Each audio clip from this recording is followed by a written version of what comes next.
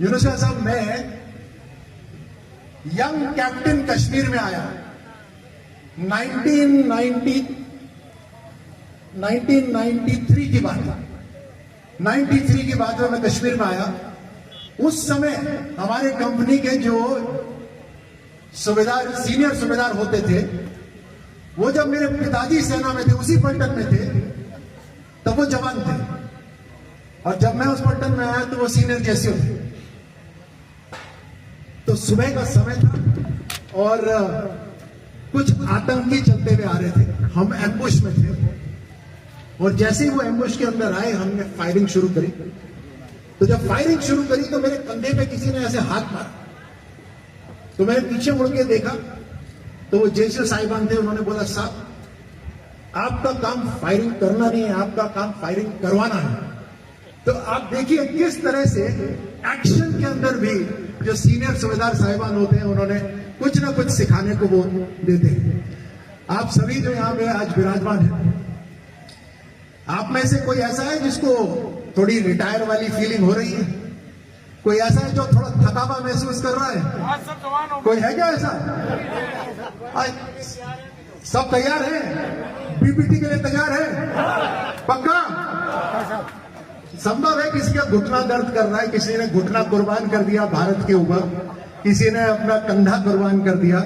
यहां तो हमारी मातृशक्ति ऐसी बैठी है जिन्होंने या तो अपना पति या अपना बेटा बलिदान दे दिया है। आज हमारी वीरांगनाओं के लिए बस जोरदार ताली बजाइए सम्मान। आप सभी ने इस भारत की सुरक्षा के लिए अपना कुछ न कुछ बलिदान दिया है। अपनी युवा अवस्था में 19 साल की आपकी उम्र होगी, 18 साल की आपकी उम्र होगी, जब आपने कसम परेड कर आप सेना के अंदर गए। याद करो वो दिन जब आपने कसम खाई थी, और उस दिन आपने कसम खाई थी कि भारत को सबसे पहले रखेंगे। यही थी कसम आपकी।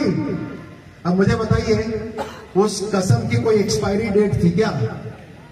किसी ने ऐसी कसम तो नहीं खाई थी कि आज मैं कसम खा रहा हूं ये 2020 में खत्म हो जाएगी।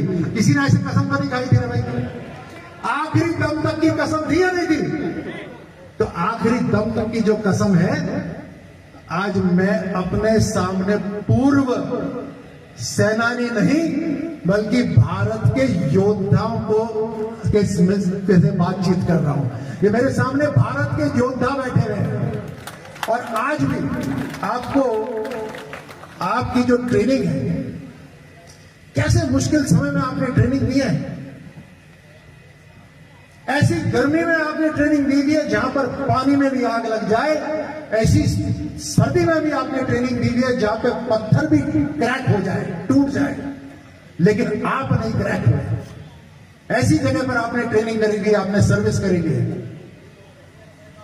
आपके अंदर अनुशासन है, आपके अंदर साहस है, आपने गोलियों का सामना करा हुआ है, दुश्मनों का सामना करा हुआ है। आज भले ही आपके हाथ में हथियार नहीं है, लेकिन आपके दिल में आग तो होगी भारत के लिए, और वो आग की आज भी भारत को जरूरत है। आज भी जरूरत है भारत को।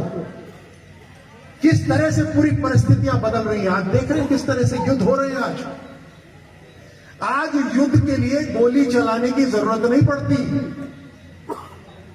आज ड्रोन आते हैं, हजारों की संख्या में ड्रोन आते हैं, शहीद ड्रोन आते हैं। आज साइबर अटैक होता है, साइबर अटैक होता है। आपके सारे हवाई जहाज जो चल रहे हैं उनका नेटवर्क बंद हो जाएगा, आपकी ट्रेनें जो चल रही हैं उनका नेटवर्क बंद हो जाएगा। आज सोशल मीडिया के माध्यम से आपके गांव, कस्बे, आपके घर के अंदर भी एक गलत मंशा पैदा करी जा सकती है। आज ऐसी परिस्थिति हो गई। आज गैस को भी शस्त्र बना दिया गया है, व्यापार को भी शस्त्र बना दिया गया है, और युद्ध भले ही हजारों किलोमीटर दूर हो रहा हो, लेकिन जो व्यापार और गैस का जो युद्ध है वो भारत के साथ भी हो रहा है। तो ऐसे समय में हमें ऐसे योद्धा चाहिए जो बिना हथियार के लिए लड़ने को तैयार हो, जो अपने दिमाग से लड़ने को तैयार हो, अपने हौसले से लड़ने को तैयार हो, अपने मनोबल से लड़ने को तैयार हो, और जिन्हें भारत का जो कसम खाई है वो हमेशा याद हो।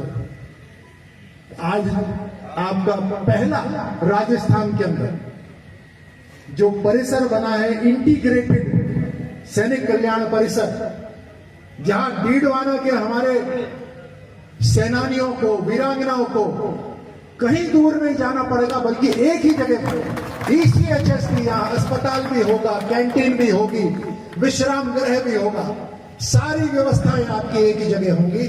मुझे गर्व है कि आज मुझे फिर से मौका मिला जो मैंने नहीं चूका।